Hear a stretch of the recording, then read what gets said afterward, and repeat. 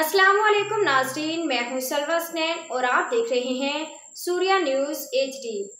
आइए नजर डालते हैं आज की अहम कराची रिपोर्ट। आजिज फकीर जिला मलीर की यूनियन काउंसिल नंबर 2 में पाकिस्तान पीपल्स पार्टी के सीनियर रहनुमा सुहेल रंधावा और आबिद सनियारा की जानिब से एक अजीम शान रैली का इनेकाद किया गया, जिसका मकसद पाकिस्तान के अजीम अफवाज से इज़हार यकजहती और दुश्मन के खिलाफ हालिया शानदार फतेह पर कौमी जश्न मनाना था।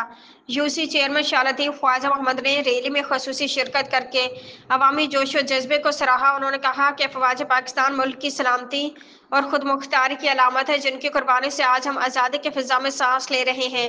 रैली का आगाज तिलावत कुरान पाक और कौमी तराने से हुआ, जिसके बाद शुरका पुरजोश नारों के साथ सड़कों पर निकल आए।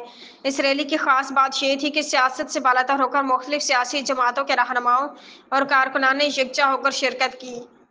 तमाम सियासी वाबस्तगियों को एक तरफ रखकर सब ने सिर्फ एक ही नारा बुलंद किया, पाक फौज जिंदाबाद, पाकिस्तान पाइंदाबाद।